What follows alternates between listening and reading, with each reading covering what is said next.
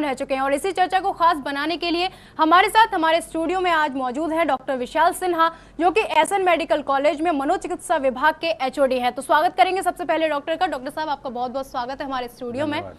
और दर्शकों, चर्चा शुरू करने से पहले आपको बता दें, आज हम बात करेंगे आपके मानसिक रोगों से जुड़ी तमाम लोगों के बारे में, जो कि आज अपनी रोजमर्रा की जिंदगी में तनाव से ग्रस्त हैं, जो अपनी बीमारियां हैं उनको बताते नहीं है किसी को, और एक मानसिक धारणा बन चुकी है कि शायद साइकेट्रिस्ट के पास जाने से लोग उनको पागल समझते हैं या कुछ भी। तमाम ऐसी ही जानकारियां आप तक पहुंचाएंगे हमारे डॉक्टर के साथ। तो चर्चा शुरू करते हैं और जानेंगे कि डॉक्टर, सबसे पहले आपसे पूछना चाहेंगे कि कॉमन इलनेस क्या है, जो नॉर्मली हम रोजमर्रा की जिंदगी में देखते हैं, लोगों में क्या बीमारियां हैं जो देखी जाती हैं मानसिक रोगों के बारे में? यदि आंकड़ों की बात करें तो औसतन हिंदुस्तान में 10% लोग जो हैं वो मानसिक रोगों से ग्रसित हैं, जिसमें से कि 3 से 4% जो लोग हैं वो सीरियस मेंटल इलनेसेस से ग्रसित हैं। तो अगर 125 करोड़ की जनता के बारे में अगर अंदाज़ा माने तो 10% एक बहुत बड़ा नंबर है हिंदुस्तान में। अवेयरनेस होने की वजह से अब लोग आगे आने लगे हैं मानसिक रोगों को लेकर, लेकिन अभी भी बहुत सारी भ्रांतियां हैं जो मानसिक रोगों से जुड़ी हुई हैं, जिसकी वजह से व्यक्ति इन बीमारियों को छुपाते हैं और इलाज में देरी होती है। और अपने मानसिक रोग, अक्सर धारणा ये रहती है कि मानसिक रोगों को तभी दिखाना चाहिए, विशेषज्ञ को तभी दिखाना चाहिए जब तक व्यक्ति पागल ना हो जाए। तो ये पागलपन का जो शब्द है ये मानसिक रोगों से जुड़ा हुआ है, ये बहुत गलत धारणा है। सरकार ने भी इसके लिए कदम उठाया, तो जो नई डेफिनेशन है मानसिक रोग की, और अब ये क्राइम हो गया है कि आप एक पागल शब्द इस्तेमाल नहीं कर सकते हैं। जी, तो डॉक्टर, क्या लक्षण रहते हैं जब कोई व्यक्ति किसी बीमारी के दौर से गुजर रहा है, तो कैसे हम जाने कि उसको मानसिक बीमारी की शुरुआत हो रही है? क्या लक्षण रहते हैं उसके? देखिए, बहुत ही अच्छा सवाल है। चूँकि जानकारी का अभाव रहता है, इसलिए कई चीज़ों को हम नज़रअंदाज करते हैं या पहचान नहीं पाते हैं। तो 4-5 चीज़ें अगर हम जहन में रखें तो हम मानसिक रोगों को बहुत अर्ली स्टेज पे आइडेंटिफाई कर सकते हैं। पहली चीज़ जो सबसे इम्पॉर्टेंट है कि अक्सर मानसिक रोगों की शुरुआत नींद में परेशानी की वजह से होती है।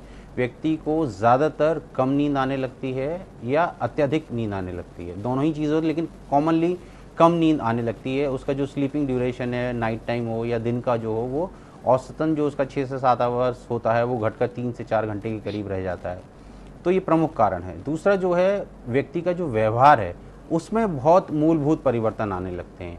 व्यक्ति ज़्यादातर मानसिक रोगों से जो ग्रसित रहते हैं वो ज़्यादातर गुमसुम रहते हैं, एकांकी जीवन व्यतीत करना पसंद करते हैं और समाज से कटकर एक अलग अपनी दुनिया, काल्पनिक दुनिया बना लेते हैं और उसमें रहना पसंद करते हैं। तो डॉक्टर, जैसा कि आपने बताया कि ये ड्यूरेशन जो कम हो जाती है, नींद की जो अवधि है वो 3 से 4 घंटे हो जाती है, उसमें परिवार की कितनी एक तरीके से कहें तो कितना प्रमुखता मौजूद रहती है कि वो परिवार कैसे सपोर्ट करे उन्हें ताकि ये चीज़ें आगे ना बढ़ पाए?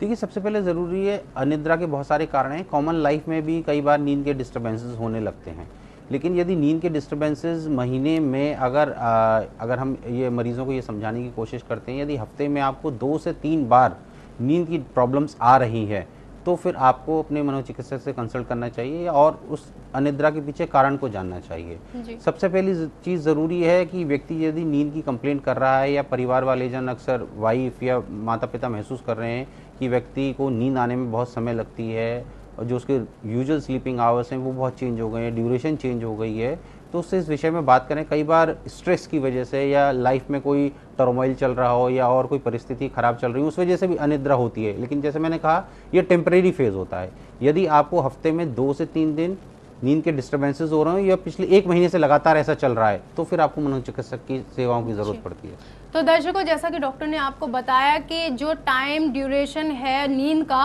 जो मरीज का कम हो जाता है, तो जब भी आपको ऐसा कोई लक्षण दिखे तो आपको सचेत होने की ज़रूरत है, आपको अलर्ट होने की ज़रूरत है कि जब भी आपको कोई ऐसा लक्षण दिखाई दे आपके परिवार के किसी सदस्य में या फिर बाहर के आपके किसी फ्रेंड में, तो आपको इसके बारे में जानकारी होना बेहद ज़रूरी है। तो जैसा कि डॉक्टर आपने बताया हमें कि टाइम ड्यूरेशन जो कम हो जाता है, बहुत से लोग होते हैं कि नींद की गोलियाँ लेने लगते हैं, तो उसके बारे में लोगों को कैसे जागरूक किया जाए?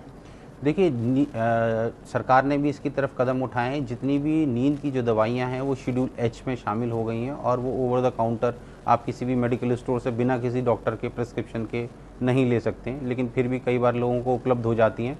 उन कारणों में नहीं जाएंगे, लेकिन मैं लोगों को यही जानकारी देना चाहूँगा कि नींद की जो गोलियां हैं उनके 3 दुष्प्रभाव होते हैं।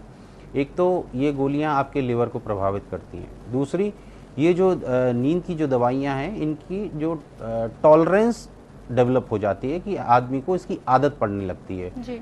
तो अगर यदि आप इसका लंबे समय तक इस्तेमाल करते हैं तो एक समय ऐसा आएगा जब आपको लो डोज पे आपको नींद नहीं आएगी, आपको उसकी मात्रा बढ़ानी पड़ेगी, डोज बढ़ानी पड़ेगी, या आपको जल्दी जल्दी लेनी पड़ेगी। तीसरी है कि यदि आप लंबे समय तक नींद की दवाइयाँ लेते हैं और उसको अचानक से बंद कर देंगे तो उसके विड्रॉल सिम्टम्स आते हैं जो बहुत एक प्रकार के मानसिक रोग के लक्षण जैसे नज़र आते हैं। तो यदि आपको नींद की गोलियाँ लेने की आवश्यकता है तो अपने डॉक्टर से परामर्श कर लें, और ज़्यादातर नींद की गोलियां जो हैं 4 हफ्ते से ज़्यादा कभी भी नहीं लेनी चाहिए।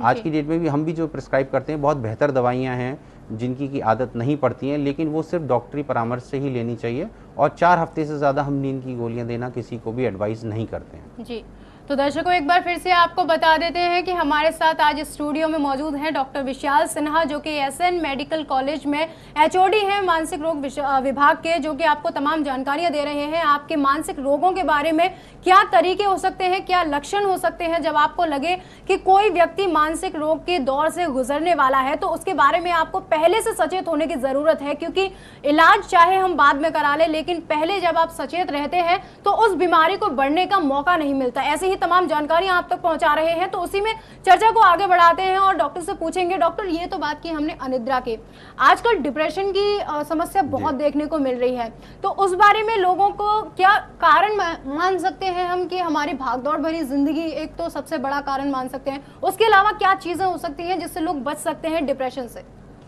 देखिए, स्ट्रेसफुल लाइफ सिचुएशन या जीवन में कोई भी अप्रिय घटना होना ये कारण तो नहीं कह सकते, लेकिन हाँ, ये डिप्रेशन के होने की संभावना को ज़रूर बढ़ा देता है। जी।